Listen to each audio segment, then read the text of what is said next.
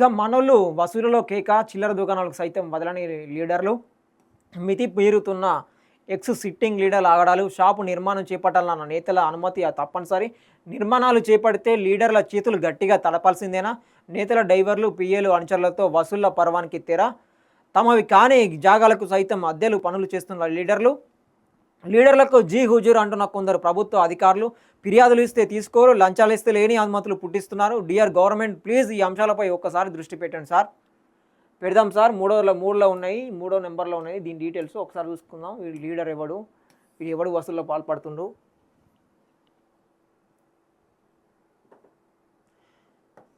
ఇగో మనోళ్ళు వసూలలో కేక. ఇల్లు కట్టి చూడు, ఓ పెళ్లి చేసి చూడు అన్నాడు వెనుకటికి ఓ పెద్ద మనిషి. ఇప్పుడు కాలం మారిపోయింది, దాంతో సామెత అర్థం కూడా మారిపోయింది. ఇప్పుడు ఓ వ్యాపారం పెట్టే చూడు, ఓ నిర్మాణం చేపట్టి చూడు అంటే దీని అర్థం ఏంటంటే ఇల్లు కట్టి చూడు, పెళ్లి చేసి చూడు అంటే అప్పటి సామెత అన్నట్టు. అంటే ఇల్లు కట్టడం అంత కష్టం, పెళ్లి చేయడం కూడా అంత కష్టం అన్నమాట. అట్లనే ఇప్పుడు ఏ విధంగా మారిపోయిందంటే ఓ వ్యాపారం పెట్టి చూడు, ఓ సంస్థ పెట్టి చూడు అన్నట్టుగా మారిపోయింది. అంటే ఇప్పుడు ఒక వ్యాపారం నడిపించడం కానీ, ఒక సంస్థ నడిపించడం కానీ, ఏర్పాటు చేయడం అంత కష్టతరంగా మారిపోయింది అన్నట్టు. ఈ ఎవరైతే వీధి రౌడీలు ఉన్నాడో, ఈ దొంగ రౌడీలు ఉన్నారు కదా, దోసుకునే దొంగ రౌడీలు, వీధి రౌడీలు అట్లా తెగబడ్డారు అన్నట్టు దోసుకోవడానికి.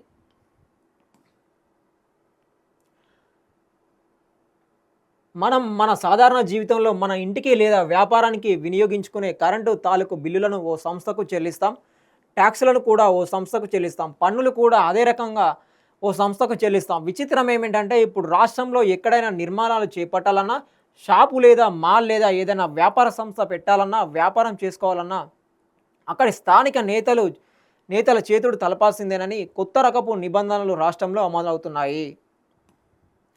ఆవు చేనులో మేస్తే దూడ గట్టున మేస్తుందా అన్న చందంగా తయారైంది రాష్ట్ర పరిస్థితి. ఇటీవల కుత్బుల్లాపూర్కు చెందిన ఓ కాంగ్రెస్ నాయకుడి జన్మదిన వేడుకలు ఘనంగా జరిగాయి. ఆయన వేడుకలను పురస్కరించుకొని ఆయన అనుచర గణం చేసిన హడావుడి అంతా ఇంత కాదు. చిన్న పెద్ద షాపులనే తారతమ్యం లేకుండా మాల్స్ ప్రముఖులు, రియల్టర్లు ఒక్కరిని వదిలిపెట్టకుండా ఆయన అనుచరులు వసూలు చేసిన మొత్తాలు కోట్లలో ఉన్నాయని చెప్పుకుంటున్నారు.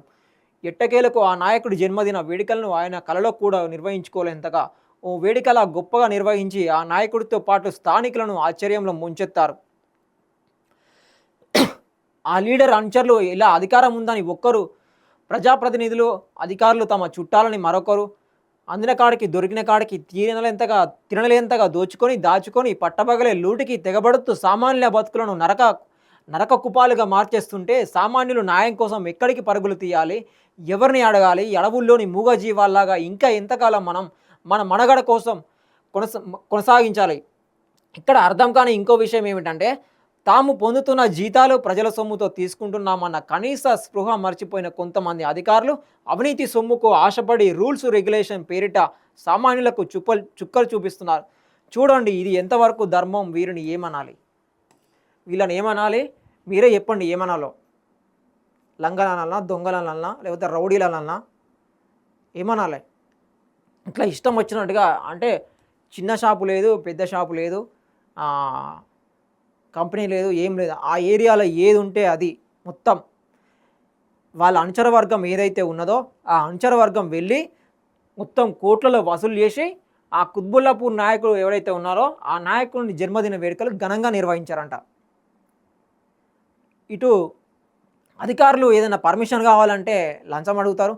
అదేవిధంగా పెద్ద పెద్ద లీడర్లకైతే పర్మిషన్లు ఇట్లా పర్మిషన్ లేని కదా పర్మిషన్ నుంచి నడిపిస్తారు. ఇటేమో అటు ప్రజలకు నష్టం జరుగుతుంది, ఇటేమో ప్రజలు అధికారుల దగ్గర పోతే మాత్రము లంచం అడుగుతారు, పని మాత్రం జరగదు. ఇటు ఈ విధంగా వీళ్ళు నష్టపోతారు, అటేమో వాళ్ళు అధికారంలో వచ్చిన తర్వాత వాళ్ళ అనుచర వర్గం పెట్టుకొని ఇటు ప్రజల్ని దోసుకు తినడం అన్నట్టు. ఇటు పన్నులు కట్టాలి, అటు వాళ్ళకి కట్టాలి. అంటే ఇప్పుడు అధికారం వచ్చి ఏం లాభం?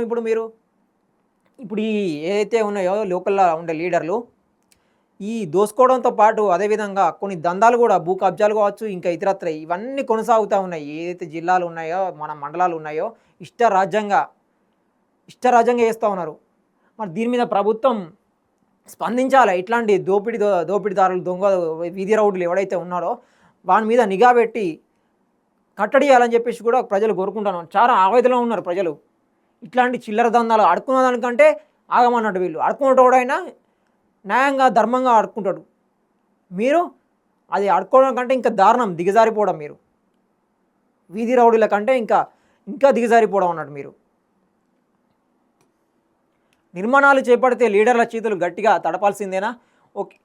ఇక వ్యాపారస్తులు, భవన నిర్మాణాల దారుణాలు స్థానిక లీడర్ల చూపులకు నోచుకుంటే చాలు, అక్కడికి ఓ అధికారి పోడు.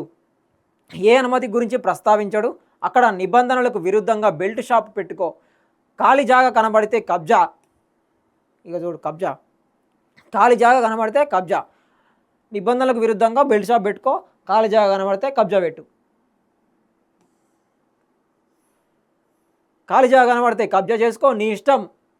ఎవరు ఇదేమని అడగరు. విచిత్రం ఏమిటంటే కొన్ని ప్రాంతాల్లో హెచ్ఎండిఏ కానీ, జిహెచ్ఎంసీ కానీ, స్థానిక మున్సిపల్ అధికారులు కానీ అనుమతులు ఇస్తుంటారు. కానీ మన రాష్ట్రంలో కొన్ని చోట్ల మనకున్న దౌర్భాగ్యం ఏమిటంటే లీడర్లే తమది కాని సంపదపై యథేచ్ఛగా మార్కెట్లకు, టిఫిన్ సెంటర్ల అడ్డాలకు, ఫుడ్ కోర్టులకు, వైన్ షాపులకు, బెల్ట్ షాపులకు అనుమతులు ఇచ్చి వసూలు చేసి పొట్టలు పెంచుకుంటున్నారు. దీన్ని ఏమనాలి? ఎవరు దీనికి అడ్డుకట్ట వేయాలి? రాష్ట్రంలో జరుగుతున్న అరాచకాలను ఉండలేక, మనసు చంపుకోలేక, ధైర్యం తెచ్చుకొని ఓ సామాజిక కార్యకర్త ఫిర్యాదు చేస్తే ఎవరి పేరు మీద ఫిర్యాదు చేశామో ఆ అధికారిని విచారణ చేయమంటుంది మన సిస్టమ్. ఇలా చేస్తే నిజాలు ఎలా బయటికి వస్తాయి? సమాజం ఎలా బాగుపడుతుంది? బిల్డింగులు కడితేనే, రంగుల మేడలు ఉంటేనో, దీపపు కాంతులు మెరుస్తేనో సమాజం మారినట్టు కాదు కదా. మనిషిగా పుట్టిన ప్రతి మనిషి తాను జీవించడానికి చేతి నిండా పని సంపాదించుకున్నది సంతోషంగా ఖర్చు పెట్టుకోగలిగితే స్వేచ్ఛ లభించిన రోజే మన సమాజం బాగుపడినట్టు. ప్రజల సొమ్ముతో జీతాలు తీసుకుంటున్న ప్రభుత్వ అధికారులు కన్ను మిన్ను కానకుండా ప్రవర్తిస్తున్న తీరును ఏమనాలి? ఎవరి సొమ్మును ఎవరికి కట్టబెడుతున్నారు? ఈ అరాచకాలను ఎవరు అడగాలి? సునామీ వస్తేనో, భూకంపాలు వస్తేనో ఈ అరాచకాలకు అంతం కావాలి తప్ప ఏ ప్రభుత్వాలు ఏమీ చేయలేవు. నిజమే కదా సార్? ఏ ప్రభుత్వాలు ఏమీ చేయలేవు. సామాన్య ప్రజలు ఏం చేస్తారు? మా అంటే ఇట్లా అన్యాయం జరుగుతుంది సార్ అని చెప్పేసి అధికారులు వివరించిన అధికారులు అదే పద్ధతి, లీడర్ల దగ్గర పోతే లీడర్లు అదే పద్ధతి. ఇంకెవరికి చెప్పుకోవాలి? ఏ సునామో ఇట్లాంటి కరోనా లాంటి వైరస్ వచ్చి మొత్తం అంతా కలిసి ఒక కట్టగట్టుకొని పోతే అప్పుడు ఈ సమస్యలన్నీ తేటతెల్లమైపోతాయి. ప్రభుత్వం దీని మీద నిఘా పెట్టాలి కదా. ఇష్టం వచ్చినట్టు ఫుడ్ కోర్టులు వీళ్ళే అధికారులు, ఫుడ్ కోర్టులు కావచ్చు, రోడ్డు మీద పెట్టుకునే షాపులు కావచ్చు, వీళ్ళే పర్మిషన్లు ఇచ్చి వీళ్ళే దందాలు చేయడం, మళ్ళీ వీళ్ళే దౌర్భాగ్యం చేయడం పేద ప్రజల మీద. అటు పన్నులు కట్టాలి, ఇటు వీళ్ళకు డబ్బులు ఇవ్వాలి. ఈ మొత్తం ప్రజల్ని తినడం అన్నట్టు ఇది. ఇట్లాంటి వీధి రౌడీలని ప్రభుత్వం కూడా గుర్తించి ఇట్లాంటి లీడర్లు ఎవరైతే పాల్పడుతున్నారో వాళ్ళని బహిష్కరించాలి ఫస్ట్. ఇట్లాంటి మీరు ప్రజల్ని ఇబ్బంది పెట్టద్దు అని చెప్పేసి వాళ్ళకి అధికారులు ఎవరైతే ఉన్నారో పై అధికారులు, మన మంత్రులు కావచ్చు, వీళ్ళందరూ దృష్టి పెట్టి వాళ్ళకి ఒక వార్నింగ్ లాంటిది కూడా ఇస్తే బాగుంటుంది. వారి డ్రైవర్లు, పిఏలు, అనుచరులతో వసూళ్ల పర్వానికి తెర. ఇక డ్రైవర్లు, పిఏలు, అనుచరులు మొత్తం ముగ్గురున్నారు కదా. డ్రైవర్లు, పిఏలు, అనుచరులతో కలిసి మొత్తం వసూళ్లకు తెర లేపిరట. స్థానిక సంస్థలు మరో 6 నెలల్లో జిహెచ్ఎంసీ ఎన్నికలు ఉన్న నేపథ్యంలో రాష్ట్రంలోని పలు ప్రాంతాలలో, నగరంలో పలువురు కార్పొరేటర్లు, స్థానిక బడా నేతలు తమ అనుచర గణాలతో అక్రమ వసూళ్లకు పాల్పడుతున్నారనే టాక్ జోరుగా వినిపిస్తోంది. కొన్ని చోట్ల స్థానిక బడా నేతలే కార్పొరేటర్లే నేరుగా అక్రమాల నిర్మాణాలకు అనుమతులు ఇవ్వాలని, అటువైపు కన్నెత్తి చూడొద్దని టౌన్ ప్లానింగ్ అధికారులకు హుకుం జారీ చేస్తుండడంతో ఏం చేయాలో పాలుపోవడం లేదట అధికారులకి. ఈ నేపథ్యంలో ఇటీవల గోషామగల్ సర్కిల్లో టౌన్ ప్లానింగ్ అధికారులు కార్పొరేటర్ గొడవపడి పరస్పరం పోలీస్ స్టేషన్లో ఫిర్యాదుల వరకు వెళ్ళింది. చివరకు న్యాయస్థానం అనుమతి తీసుకున్న పోలీసులు టౌన్ ప్లానింగ్ అధికారులపై కేసు నమోదు చేశారు. చూశారు కదా, లాస్ట్కి గోషామలో టౌన్ ప్లానింగ్ అధికారులకు లీడర్లకు గొడవ జరిగింది. లాస్ట్కు ఏది ఈ వసూళ్ల దందా గురించి, ఈ అక్రమ షాపుల గురించి, ఈ వసూళ్ల గురించి కంప్లైంట్ పోతే పోలీసులు కోర్టుకు పోతే కోర్టు మళ్ళా ఈ అధికారుల మీద కేసు పెట్టింది. ఇద్దరి మధ్య లీడర్లను మన అధికారులకు ఎవరైతే గొడవ జరిగి అంటే వాదోపవాదాలు జరిగి పోలీస్ స్టేషన్ పోయి కేసు పెట్టారు. ఇరువురు కేసు పెడితే వాళ్ళు కోర్టుకు వెళ్ళి కోర్టులో తీసుకొచ్చిన తర్వాత న్యాయం అనుమతి ఇచ్చిన తర్వాత పోలీసులు మళ్ళా అధికారులపైనే కేసు పెట్టిర్రు. ఇట్లా ఉన్నదన్నట్టు వీళ్ళ నేతలు ఏ రేంజ్లో వీళ్ళది అధికారం చెలాయిస్తున్నారో, ఏ విధంగా ఇష్టరాజ్యంగా పాల్పడుతున్నారో జనాల మీద, ఇటు అధికారుల మీద. అటు అధికారులను ఒత్తిడి చేస్తారు, మళ్ళీ అటు ప్రజలని, ఇద్దరిని వీళ్ళను అంటే ఇట్లా తయారైపోయారు, ఇట్లాంటి ఇష్టారాజ్యంగా చేస్తున్న రాజకీయ నాయకులు అన్నట్టు. డిప్యూటీ మేయర్ భర్త డ్రైవర్పై కేసు. అక్రమ వసూళ్లు బెదిరింపుల వ్యవహారంలో GHMC deputy mayor Srilatha Shobhan Reddy భర్త శోభన్ రెడ్డి డ్రైవర్ తుల్జా సింగ్పై ఉప్పల్ పోలీస్ స్టేషన్లో కేసు నమోదైన విషయం తెలిసిందే. ఇతను భవన నిర్మాణదారుల నుంచి భారీగా వసూలు చేస్తున్నారనే ఆరోపణలు ఉన్నాయి. ఫిర్యాదులు ఇస్తే తీసుకోరు, లంచాలు ఇస్తే లేని అనుమతులను పుట్టిస్తారు. గతంలో బియ్యంలో రాళ్ళు ఏరుకునే వాళ్ళం, ఇప్పుడు రాళ్లలో బియ్యం ఏరుకునే పరిస్థితి వచ్చింది. అధికారులు ఏమంటున్నారంటే బియ్యంలో రాళ్ళు ఏరుకునేటోళ్ళం మేము, ఇప్పుడు రాళ్లలో బియ్యం ఏరుకునే పరిస్థితికి వచ్చిందని చెప్పేసి చెప్తా ఉన్నారు.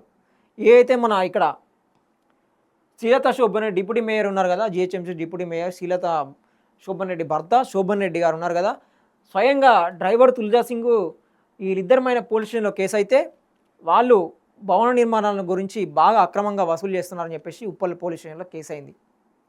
ఇట్లా ఈ విధంగా వసూళ్లకు పాల్పడుతూ ఉన్నారు మొత్తం.